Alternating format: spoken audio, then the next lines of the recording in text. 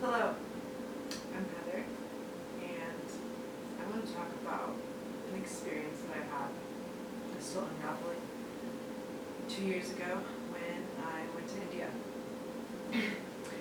So, for a little bit of context, I am a sound healer, certified yoga instructor, astrologer, and I've always been interested in spirituality and religion my entire life.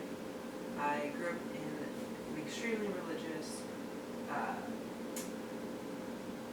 non-denominational Christian household. We went to a Christian school, church every Sunday, chapel on Wednesdays, daily devotionals every day at school. So the presence of God was never a question for me. But as I grew up and started developing more self-awareness, I began to become interested in other religions and spiritual pathways, including Buddhism, meditation, eventually yoga, eventually Hinduism. I began studying yoga, the physical poses, when I was about 15 years old, as part of some running that I was doing for high school track and field. And this was really new for me because growing up in that kind of Christian community, we weren't allowed to do anything that had anything to do with a different religion. So when I started doing these poses, I felt a really natural attraction to this practice, and I felt at home, which was something I hadn't really felt much growing up. I began getting books on Buddhism from the library and going to visit local Tibetan monks at meditation halls in the city that I lived in, Indianapolis at the time.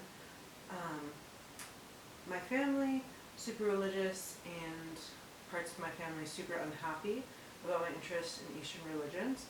But that kind of motivated me in college to go to a university with a culture where that was really accepted. And I really delved in further. I became a certified yoga instructor. I started getting into Hindu philosophy, began studying certain deity practices, and at a certain point I connected with a yogic author and teacher who taught Shakti Sadhana, which means divine feminine power daily practice. It's a Hindu yogic practice, very powerful. And I was traveling to California. Eventually I became a bit of an assistant to her, handling some administrative tasks and really just learning from her directly. She was not Indian herself, she was American, but she had an Indian teacher, and it was really my first taste, after searching for several years for authentic knowledge of goddess practice within the context of yoga. So after that time, I decided to move to Texas to be closer to my brother, and I had really left some of those yogic things behind me a little bit. I had previously operated a yoga studio when I was in college, and when I moved to Texas, I wasn't focusing so much on that. But I came across a trip to India that some friends of mine were going on that I met online through a YouTuber called Dakota Went, through his Discord channel. And Dakota was hosting this trip to northern India to meet a particular Hindu sadhu, which means monk, named Bhavani Babaji. And Bhavani Babaji is devoted to Ma Kali, who is Shakti, divine feminine power embodied.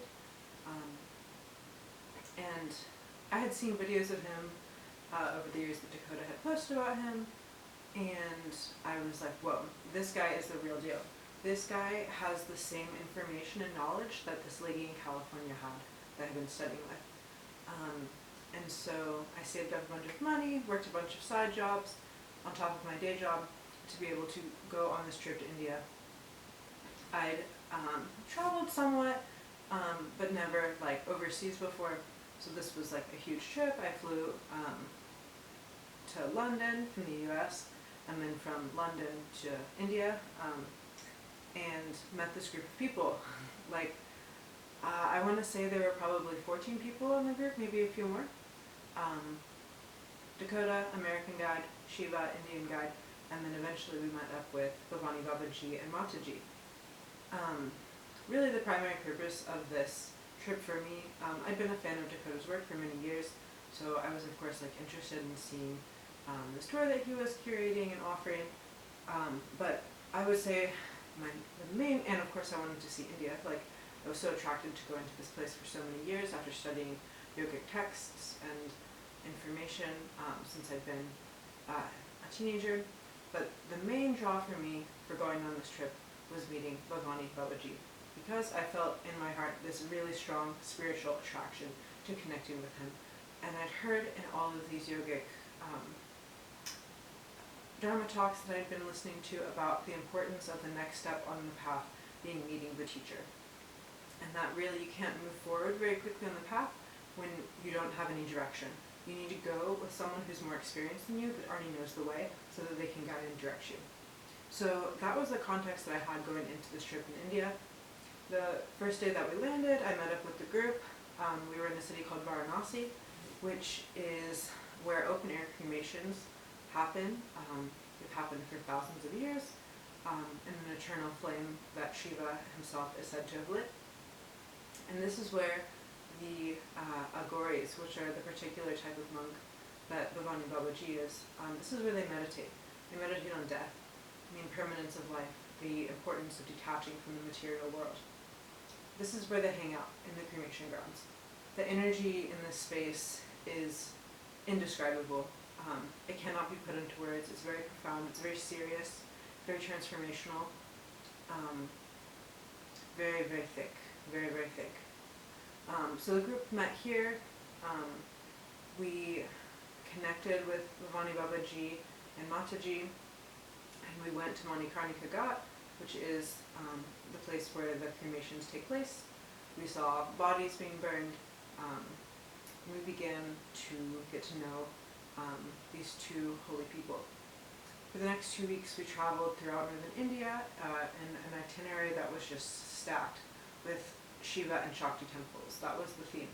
Shiva temple, Shakti temple, back and forth. And just lots and lots of conversations with Babaji. Since I had been resolved to come on that trip specifically to meet him, to find a teacher, I had a lot of one-on-one conversations with him in the group, particularly asking him to give me a sadhana, a spiritual practice, which is what I had gotten from my previous Shakti sadhana teacher. It's a prescription of particular mantras, yantras, deity practice, meditation, sometimes some asana, physical yoga poses, to connect the aspirant on the spiritual path with the deity that they're pursuing. This kind of love is called bhakti. I've been reflecting a lot about this time recently, just seeing pictures and other people posting online about this trip. And yeah, I wrote this earlier. I've never felt love like that before. Not from my parents, any partner, friend, no one. He loved me in an all-consuming way. That's because it wasn't personal. It wasn't his love he was connecting to. It was God's love, bhakti. And the most profound part of this whole experience was being connected to a person who is connected to God truly.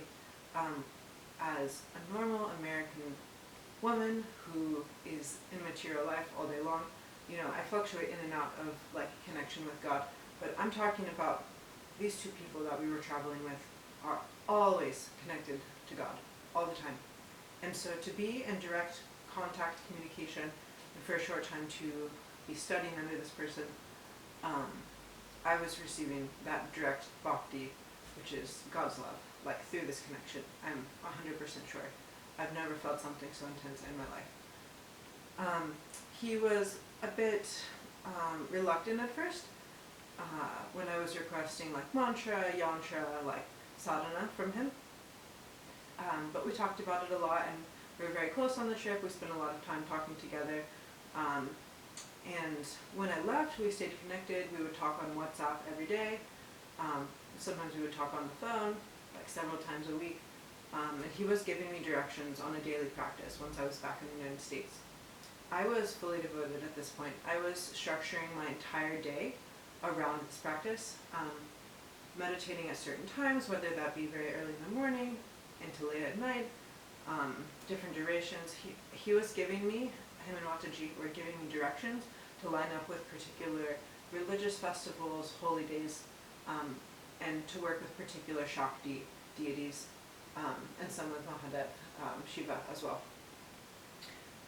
This was a very intense experience. I also became involved with his daughter. She was teaching me and some other people who had been on the trip Hindi. And I fully intended to go back to India. This was June of 2024 when I went to India. And when I came back to the US, I was in contact with him from that time in July all the way through October, like pretty much daily communication. And during that time, I was fully convinced that I was going back to India in like December of that year, back to the ashram where he stayed at. So I was saving up money, fully devoting like the way that I was living my life. I was listening to everything he said, taking it at face value. And yeah, but what was interesting is that I'm an American girl. I have a job, partner, home, bills. So my life is very different from a monk living in India, it turns out. And I have some different goals. So he was telling me things like, break up with your boyfriend, everything's an illusion. When I would talk about problems with my job or my family, like dissolve all of it, let it go. And I was trying at the time to take everything he said exactly in. He was definitely like working to pull me away from the material world because that's his practice, detachment from the material world. That was pretty extreme. I would say he was probably right when he asked me in India, are you sure you want to work with me? Like, he was reluctant for a reason. I had been doing this sadhana, this practice, connected to this lineage that he's within, from that time in summer, in July, all the way through October.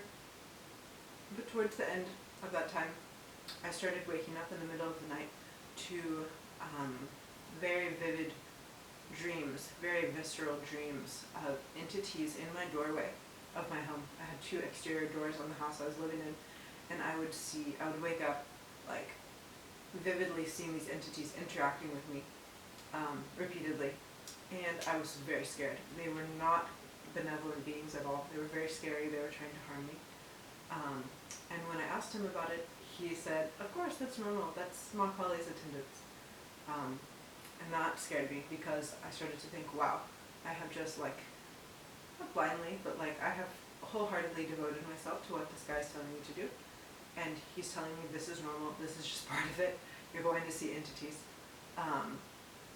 And at that point, although I had felt this strong love and attraction to Mahakali, her imagery, like other Mahavidyas, which are Shakti goddesses that sometimes have very terrifyingly beautiful appearances, I felt only love and adoration, like seeing their images, chanting their mantras. I felt a very strong connection to their work, to their writings.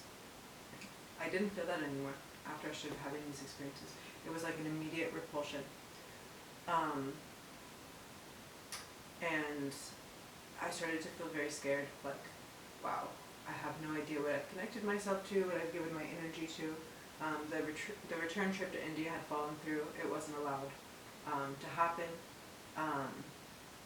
And I was not in contact with him very much after that.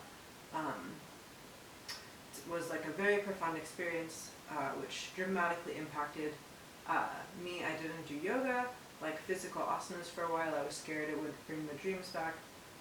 And that was a big change for me because previously I had been consistently doing yoga, sometimes teaching yoga for many years, and using almost all of my time to research yogic philosophy. So that was really a big identity shift for me.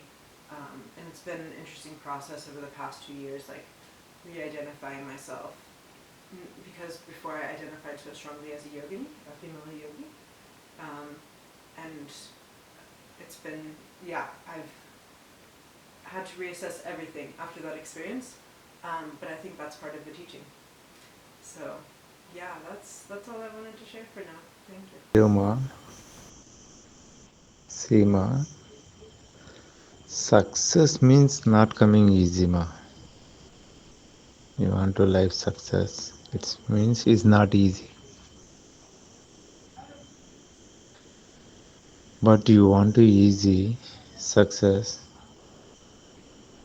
you take time.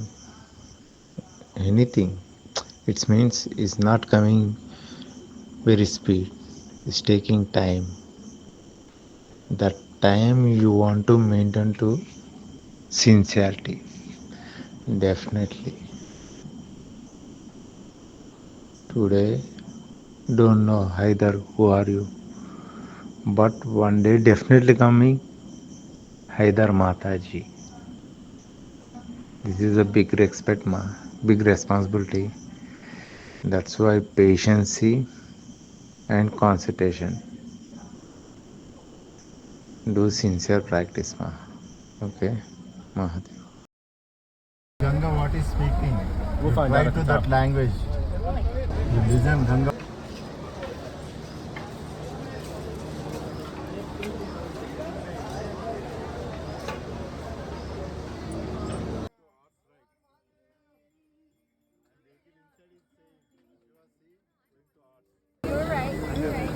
I kind of turned around and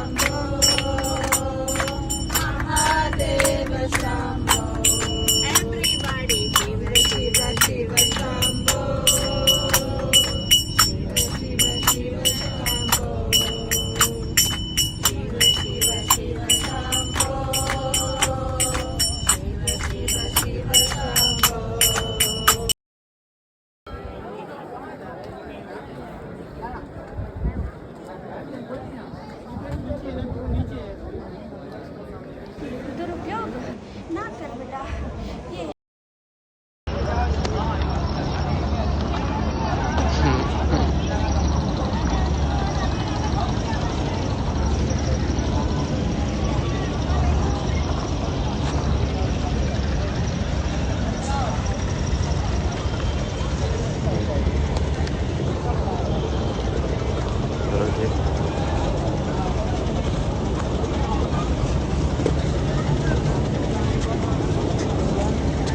Real open.